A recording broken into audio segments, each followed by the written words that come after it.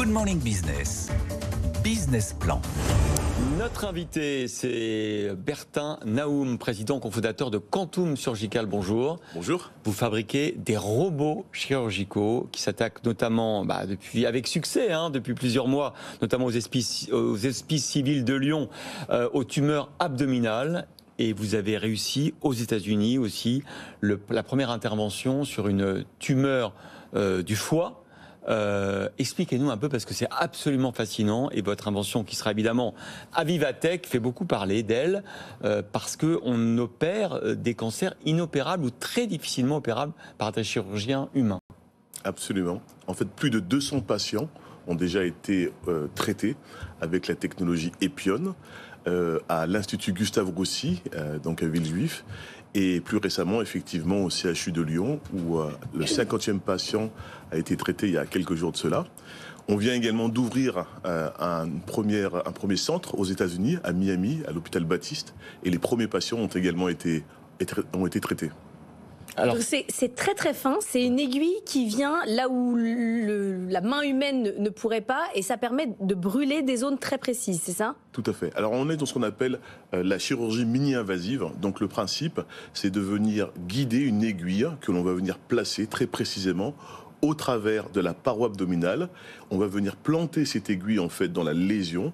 Cette aiguille est reliée à un générateur qui va délivrer une source d'énergie, du chaud, du froid, et donc venir brûler localement la tumeur. C'est une alternative extrêmement efficace par rapport à la chirurgie. Et en fait, la machine vient guider la main du médecin, c'est ça l'idée ? On va réaliser un double numérique du patient pour savoir exactement où viser au millimètre près, et ensuite c'est le médecin qui va réaliser le geste quand même.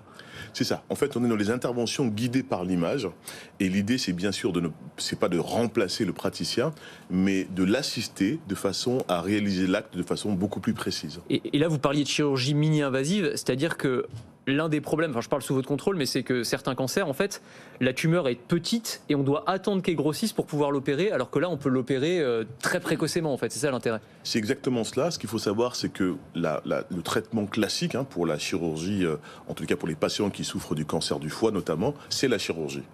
Et cette chirurgie, elle est efficace, mais c'est un acte extrêmement lourd qui consiste à retirer une partie du foie.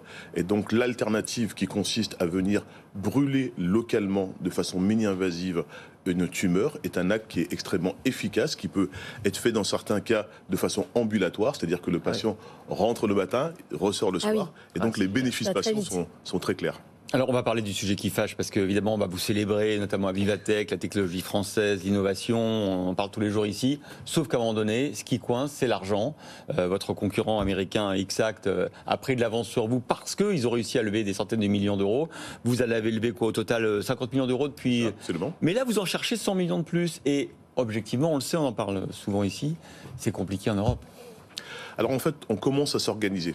La Banque européenne d'investissement en particulier fait un travail extraordinaire. Elle nous a déjà accompagnés, elle continue à nous accompagner. Je crois que la bataille, elle se jouera à l'échelle européenne, non pas à l'échelle nationale. Je crois qu'aujourd'hui, on est équipé, on a les moyens, on a des sociétés, on a des moyens financiers pour pouvoir bâtir, créer des leaders dans tous les cas ces secteurs qui vont compter dans les années à venir. C'est pas votre première boîte de robots, Vous aviez déjà Rosa qui a été vendue à Zimmer, un Américain. Vous avez des financements d'un fonds qui est hongkongais. Vous avez l'impression que là ça change quelque chose ? C'est-à-dire que cette nouvelle aventure industrielle, elle va pas finir pareil. Potentiellement, elle va pouvoir rester en Europe, se structurer, se financer ?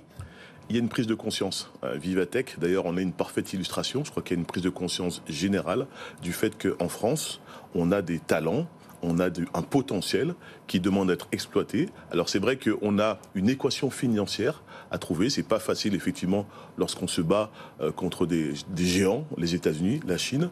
Mais encore une fois, je pense qu'à l'échelle européenne, on est capable de créer un écosystème et des moyens pour faire émerger des leaders. Anthony ? Reconnaissance à l'international, parce qu'on disait, vous avez commencé à vous déployer aux États-Unis, vous avez eu aussi le prix Galien, qui est l'un des prix de santé les plus reconnus au monde, donc c'est quand même pas rien.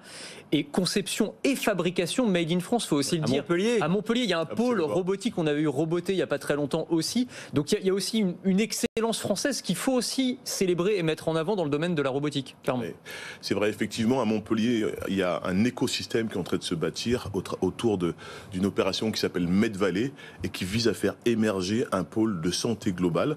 Et donc, j'essaye de faire partie, d'accompagner en tous les cas les initiatives dans ce sens. C'est quoi votre prochain projet ? Mon projet, c'est de faire, en tous les cas, avancer Epion. Mon prochain projet, il va se dérouler notamment de l'autre côté de l'Atlantique, puisque je vais partir m'installer pendant quelques temps aux États-Unis. Ah, quand même, pour voyez. accompagner la croissance de la société. Franchement. Et donc, en tous les cas, conquérir des marchés. Pas un nouveau robot, vous n'avez pas une nouvelle idée de Non, robot ? pas tout de suite, pas tout de suite. Bon, en tout cas, partez aux États-Unis, développez votre produit et revenez. Ok, Bertin Naoum, président cofondateur de Quantum Surgical.